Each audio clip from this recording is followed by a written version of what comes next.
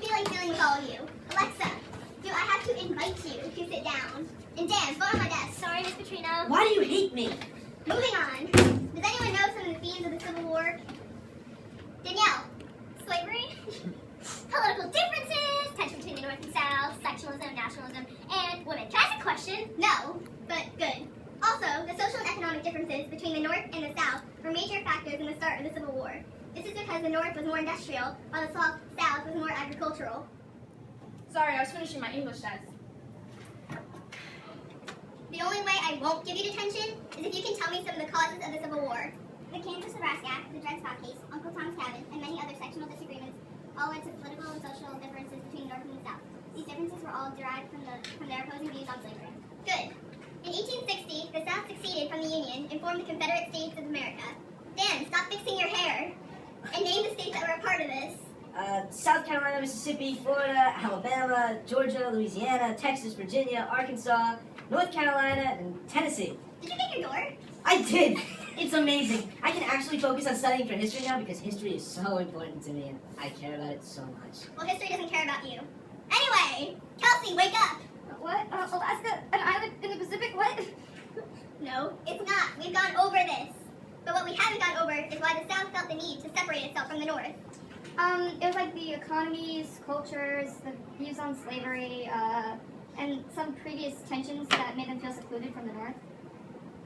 While that's true, it was also due to many other including issues concerning expansion because the Manifest Destiny encouraged Americans to move westwards.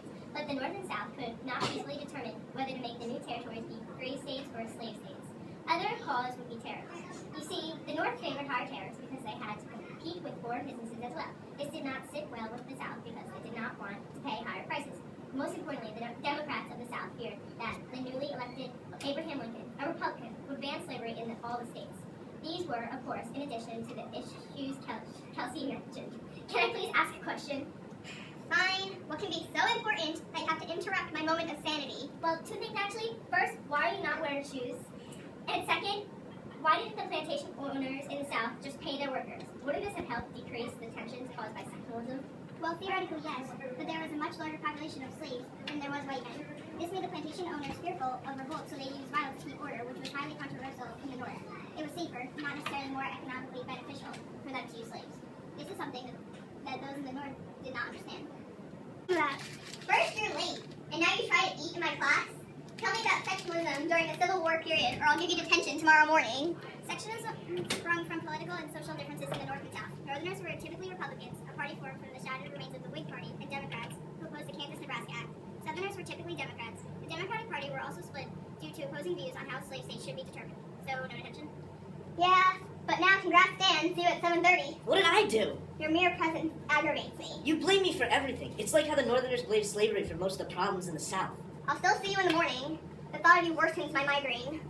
Actually, I opened the window before.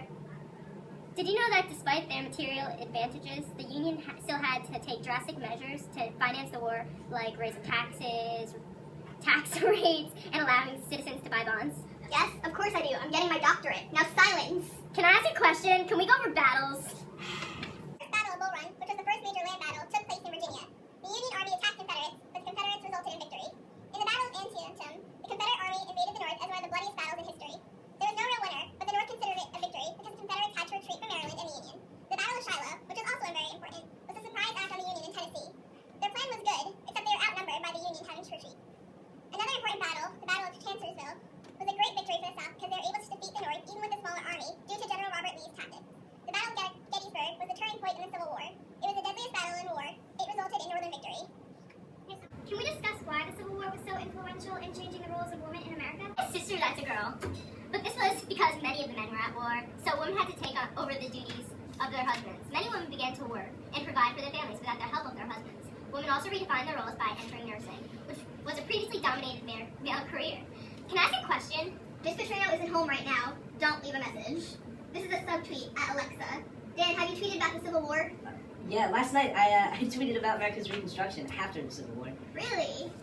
Speaking of Reconstruction, what were some themes of that period? Unity, reform, and social and political differences were all part of Reconstruction because it was a time of both regrowth and disputes. Good. During the Reconstruction period, all slaves were officially freed and were able to become citizens. The Union and Confederate States were officially reunited.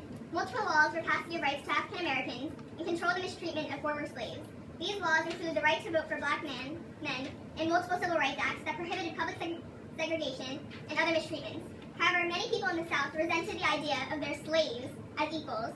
They expressed their discontent in anti-black groups such as the KKK that protested their equal rights and hazed blacks. In addition, laws to prevent the mistreatment of blacks were hardly ever enforced, and many were declared unconstitutional by the end of the Reconstruction period. Kelsey? Being the oldest in the class right now, I have a historical event to talk about. What? Yo, MetLife though! Was that at all necessary? It's always necessary. I go to the bathroom. If you can tell me about Andrew Johnson's plan for restoration. Wait, dude, weren't we just talking about Reconstruction? Really? They're the same thing. Johnson offered amnesty to any Southerner who would take an oath of allegiance in order to smoothly reunite the country. He also planned to abolish slavery. Can I go to the bathroom because I'm right? No, hold it. Ms. Petrino, weren't there also economic differences during the Reconstruction period? Yes, good job. Southern states did not have the easy access to the entire country like the North did because they did not have nearly as many railroads as the North did. This made trade much harder for the already struggling, slaveless agricultural economy. Meanwhile, in the North, the industrial economy was booming and made most of the country's wealth. Not like I need it anyway. I'll just memorize all the notes. Back to history. Ultimately, the differences that came about during the Reconstruction period outweighed the unity and reform that Americans had hoped. Reconstruction was abandoned as Northerners became more concerned with their own problems, like the question of how to pay back war bonds.